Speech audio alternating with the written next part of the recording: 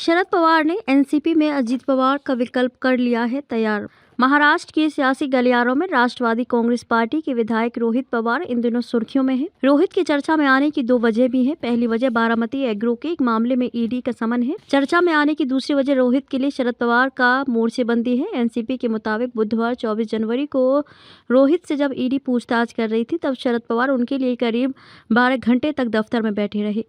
इतना ही नहीं, रोहित जब ईडी दफ्तर से बाहर आए तो शरद पवार की बेटी सुप्रिया सुले उनके साथ नजर आईं। दोनों ने कार्यकर्ताओं के साथ ईडी दफ्तर के बाहर राजनीतिक शक्ति प्रदर्शन भी किया। रोहित अगले दिन यानी गुरुवार 25 जनवरी को भी शरद पवार के साथ दिखे। दरअसल इस दिन शरद पवार एनसीपी विधायकों की सदस्यता को लेकर विधानसभा स्पीकर से मिलने पहुंचे थे।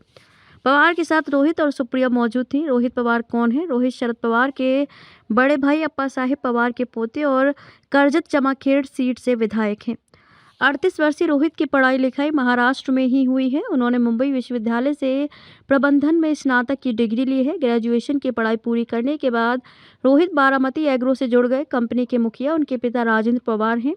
बारामती एग्रो में रोहित को सीईओ चीफ एग्जीक्यूटिव ऑफिसर बनाया गया। रोहित इस दौरान मराठवाड़ा इलाके में सामाजिक कार्य भी करते रहे। 2017 में उन्होंने पुणे जिला परिषद का चुनाव लड़ा और भारी अंतर से जीत हासिल की। 2019 विधानसभा चुनाव में शरद पवार ने रोहित को करजत जामखेड़ सीट से चुनाव में उतारा। इस सीट पर 1995 से बीजेपी का कब्जा था। रोहित ने 2019 में इस सीट पर बीजेपी के उम्मीदवार और देवेंद्र फडणवीस कैबिनेट मंत्री रहे राम शिंदे को हरा दिया।